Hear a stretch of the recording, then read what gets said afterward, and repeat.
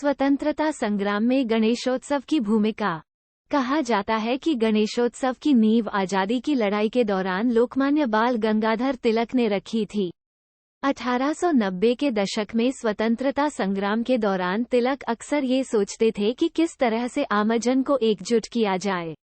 इसके लिए उन्होंने धार्मिक मार्ग को चुना। महाराष्ट्र में पेशवाओं ने लंबे समय से गणपति की पूजा की परंपरा शुरू कर दी थी। इस बीच तिलक के मन में ख्याल आया कि क्यों न गणेशोत्सव को घरों की बजाय सार्वजनिक स्थल पर मनाया जाए। तब 1894 में इस महापर्व की नींव रखी गई। सार्वजनिक रूप से गणेशोत्सव मनाने का श्रेय बाल गंगाधर तिलक को दिया जाता है। हालांकि सन 1894 में कांग्रेस के उदारवादी नेताओं के भारी विरोध की परवाह किए बिना दृढ़ निश्चय कर चुके लोकमान्य तिलक ने इस गौरवशाली परंपरा की नींव रख ही दी। बाद में सार्वजनिक गणेशोत्सव स्वतंत्रता संग्राम में लोगों को एकजुट करने का जरिया बना। 1890 के दशक में स्वतंत्रता आंदोलन के दौरान तिलक अक्सर चौपाटी पर समुद्र के किनारे जाकर बैठते थे और सोचते थे कि कैसे लोगों को एकजुट किया जाए।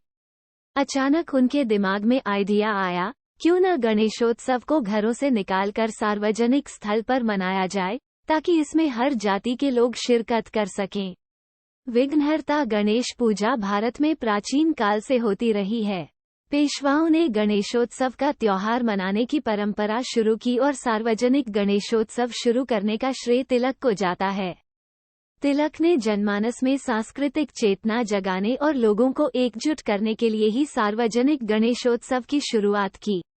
हालांकि कांग्रेस पर 1885 से 1905 पर वर्चस्व रखने वाला व्योमेश चंद्र बनर्जी, सुरेंद्रनाथ बनर्जी, दादाभाई नौरोजी, फिरोज शाह मेहता, गोपाल कृष्ण गोखले, मदन मोहन मालवीय, मोतीलाल नेहरू, बदरुद्दीन तैयबजी और जी सुब्रमण्यम अय्यर जैसे नेताओं का उदारवादी खेमा नहीं चाहता था कि गरम दल के नेता तिलक सार्वजनिक गणेशोत्सव शुरू करें।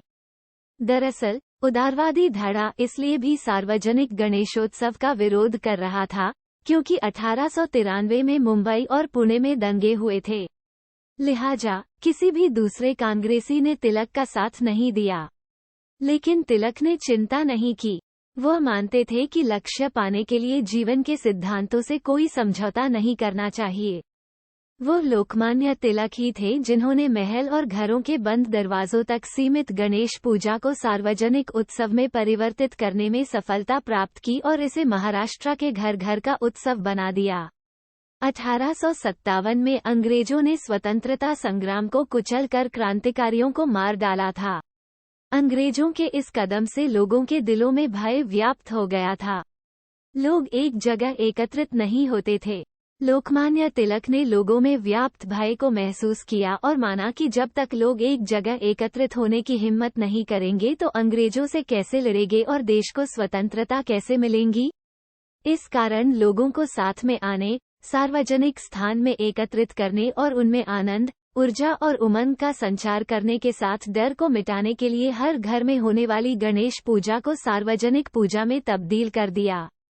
बाल गंगाधर तिलक ने महाराष्ट्र के पुणे में 1893 में पहले सार्वजनिक गणेश उत्सव का आयोजन किया था। गणेश उत्सव को सार्वजनिक रूप देते समय तिलक ने उसे केवल धार्मिक कर्मकांड तक ही सीमित नहीं रखा, बल्कि उसे आजादी की लड़ाई, छुआछूत दूर करने और समाज को संगठित करने और आम आदमी का ज्ञानवर्धन करने का माध्यम बनाया। गणेश उत्सव को उन्होंने एक आंदोलन का स्वरूप दे दिया।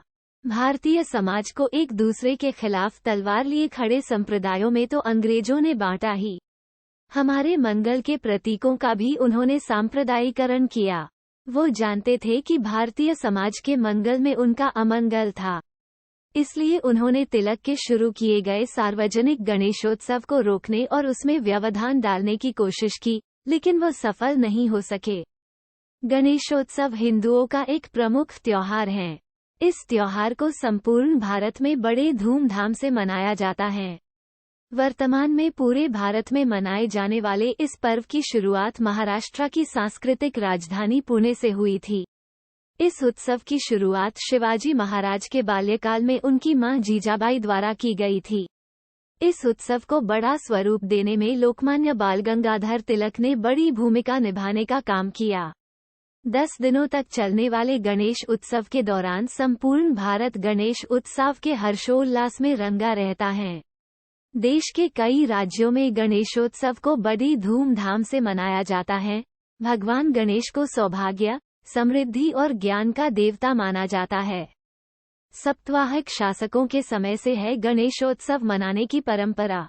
महाराष्ट्र के सातवाहन, राष्ट्रकूट, चालुक्य आदि राजाओं ने गणेशोत्सव की प्रारंभ किया था। भारत में जब पेशवाओं का शासन था, तब से वहां गणेश उत्सव मनाया जा रहा है।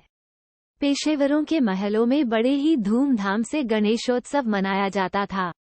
इस उत्सव के दौरान महाभोज किया जाता था, गरीबों में मिठाइयाँ बांटी जाती थी। भजन, कीर्तन और सांस्कृतिक कार्यक्रम का आयोजन किया जाता था। गणेशोत्सव के लिए तिलक को सहना पड़ा था विरोध। कहा जाता है कि गणेशोत्सव की शुरुआत करने के लिए बाल गंगाधर तिलक को काफी विरोध सहना पड़ा था। लेकिन लाला लाजपत राय, बिपिन चंद्र पाल, अरविंदो घोष, राजनारायण बोस और अश्विनी कुमार दत्त ने उनका साथ दिया और गणेशोत्सव की शुरुआत हुई। इससे तिलक की लोकप्रियता भी कहीं ज्यादा बढ़ गई। 20वीं सदी में गणेशोत्सव और भी लोकप्रिय हो गया। इसके बाद वीर सावरकर व कवि गोविंद ने नासिक में गणेशोत्सव मनाने के लिए मित्रमेला संस्था बनाई थी। आजादी का एक बड़ा जनांदोलन बन गया था गणेशोत्सव। कहा जाता है कि उस समय गणेशोत्सव ने वर्धा, नागपुर और अमरावती जैसे शहरों में आजादी का एक बड़ा जनांदोलन छेड़ दिया था। सार्वजनिक गणेशोत्सव से अंग्रेज घबरा गए थे और इस बारे में रोलेट समिति की रिपोर्ट में भी गंभीर चिंता जताते हुए कहा गया था कि गणेशोत्सव के दौरान युवाओं की टोलियां सड़कों पर अंग्रेजी हुकूमत का विरोध करती हैं और ब्रिटिश सरकार की खिलाफत में गीत गाती हैं। उनके खिलाफ हथियार उठाने का आह्वान किया जाता है। कुल मिलाकर उस समय गणेशोत्सव एक ऐसा आंदोलन बन गया था जिसने ब्रिटिश साम्राज्य की नींव को हिलाने में बहुत बड़ा योगदान दिया था। आजादी की लड़ाई में गणेशोत्सव ने महत्वपूर्ण भूमिका निभाई थी। गणेशोत्सव के दौरान काफी संख्या में लोग एक साथ एक ही जगह पर एकत्रित होते थे। गणेशोत्सव को दौरान नेताजी सुभाष चंद्र बोस, वीर सावरकर, लोकमान्य तिलक, पंडित मदन मोहन आदि भाषण देते हुए लोगों को संबोधित करने का काम करते थे। धीरे धीरे गणेशोत्सव स्वाधीनता की लड़ाई का एक मंच बन गया था। पहले नहीं मनाया जाता था धूमधाम से गणेशोत्सव। भारत के आजाद होने से पहले भारत पर ब्रिटिश शासन का राज था। ब्रिटिश काल में लोग किसी भी उत्सव को सार्वजनिक स्थल पर इकट्ठा होकर धूमधाम से नहीं मना सकते थे। 1890 के दशक में स्वतंत्रता संग्राम के दौरान लोकमान्य बाल गंगाधर तिलक अक्सर ये सोचते थे कि किस तरह से आमजन को एकजुट किया जाए। इसके लिए उन्होंने धार्मिक मार्ग को चुना और पहली बार सार्वजनिक रूप से गणेशोत्सव को मनाया था। आगे चलकर उनका ये प्रयास एक आंदोलन बन गया और स्वतंत्रता आंदोलन में बड़ी भूमिका निभाई थी। समय के साथ लोकप्रिय हो गया गणेशोत्सव। समय बढ़ने के साथ गणेशोत्सव भी लोकप्रिय होता गया। आज गणेशोत्सव को महाराष्ट्र के बड़े त्योहार के रूप में मनाया जाता है। साथ ही मध्य प्रदेश, राजस्थान समेत तमाम राज्यों में भी इसे काफी धूमधाम से मनाया जाता है।